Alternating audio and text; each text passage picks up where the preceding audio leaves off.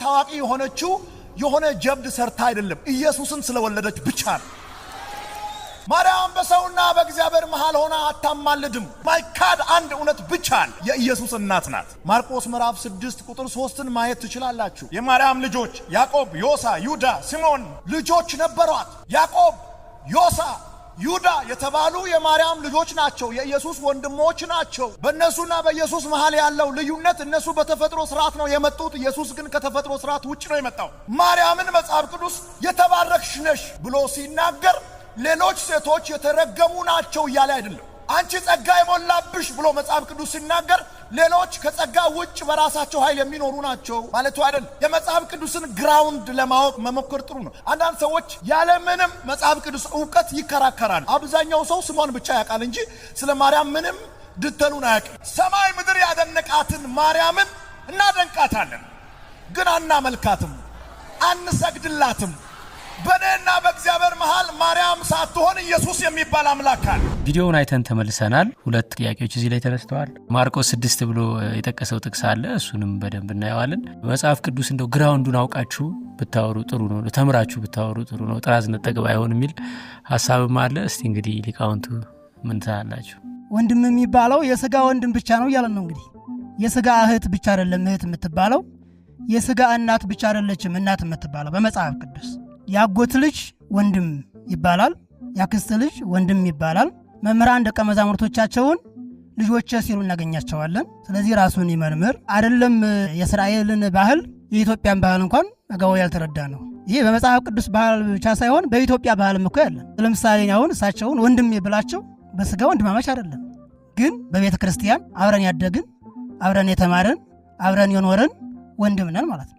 አብርሃምና ሎጥ አንተና እኔ ወንድማማቾች ስንሆን ለምንድን ነው የምንገፋፋው? አንተም ወደ ፈለግከው ሂድ፣ እኔም ወደ ወደድኩልህ ሂድ ብሎታልና ሎጥ ለአብርሃም አጎቱ ነው ማለት ነው። ስለዚህ የወንድሙን ልጅ ነው ወንድሜ ያለው።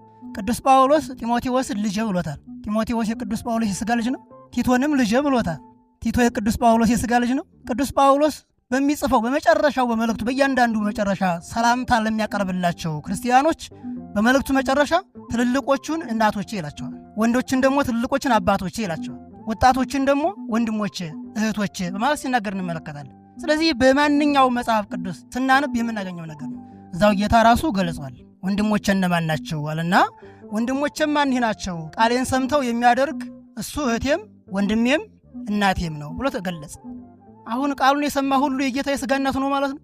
ቃሉን የሚሰማ ሁሉ የጌታ የሥጋ ወንድሙ ነው ማለት ነው። ቃሉን የሚሰማ ሁሉ የጌታ የሥጋ እህቱ ነው ማለት ነው። ሐዋርያትን ወንድሞቼ ብሏቸዋል።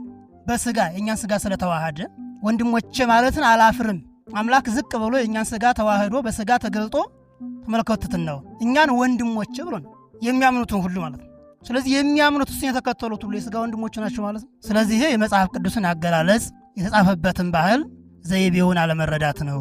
ለምሳሌ ብዙዎችን የሚያሳስቱበት ልክ ድንግል ማርያምን አምላክ ብለን እንደምናመልካት ፈጣሪ እንደምናደርጋት ክርስቶስን አዳንን ባልንበት መንገድና ሁኔታ እሷን አዳኝ እንደምናደርጋት አድርገው ይናገራሉ። ቤተ ክርስቲያኖቱ የማትለው ማለት ነው። ከልቡናቸው ፈጥረው ብለን አናውቅም እኛ። ለምሳሌ በቅዱስ ጊዮርጊስ የተሰየመ ቤተ ክርስቲያን አለ፣ በድንግል ማርያም ስም የተሰየመ ቤተ ክርስቲያን አለ፣ በቅዱስ ሚካኤል ስም የተሰየመ ቤተ ክርስቲያን አለ።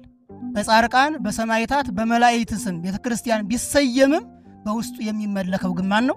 እግዚአብሔር ነው። የሚፈተተው የአምላካችን የመድኃኒታችን የኢየሱስ ክርስቶስ ቅዱስ ሥጋውና ክቡር ደሙ ነው። ከዛ ውስጥ የፍጡርን ሥጋና ደም አንቀበልም፣ ፍጡርን አናመልክም። እኛ የማርያም ቤተ ክርስቲያን ስንሄድ ማርያምን ፈጠረችን ለማምለክ አይደለም የምንሄደው፣ ምስጋና ግን እናመሰግናቸዋለን።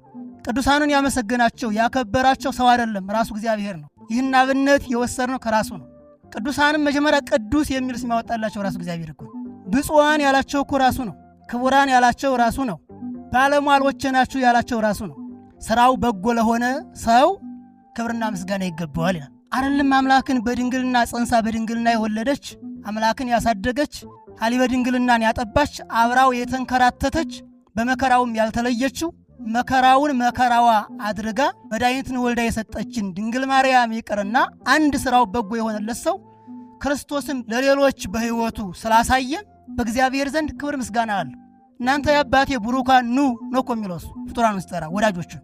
ከዚህ በላይ ምስጋና አለ እንዴ? በነገራችን ላይ እግዚአብሔር አንድን ቅዱስ ባከበረበት ባመሰገነበት ልክና መጠን እኛ ዕድሜ ልካችን ቅዱሳንን ብናክብርና ብናመሰግን እግዚአብሔር ያከበረበትን መጠን አንገልጽም በተአምር። እግዚአብሔር ቅዱሳንን የሚያውቃቸው በምልአት ነው። ምልአተ ሕይወታቸው ምልአተ ታሪካቸውን ነው የሚያውቁ። እኛ ድንግል ማርያምን ስናመሰግን ድንግል ማርያምን ስናከብራት እግዚአብሔር እሷን ባከበራትና ባመሰገናት ልክ አንገልጸው። የእኛ ክብር መስጠት በጣም ደካማ ስለሆነ ከኛ በላይ እግዚአብሔር አክብሯታል፣ ወዷታል፣ መንፈስ ቅዱስን አሳድሮባታል። ስለዚህ ቀጥታ ሰዎቹ እየተጣሉ ያሉት ከመንፈስ ቅዱስ ጋር ነው። ይትክስሱ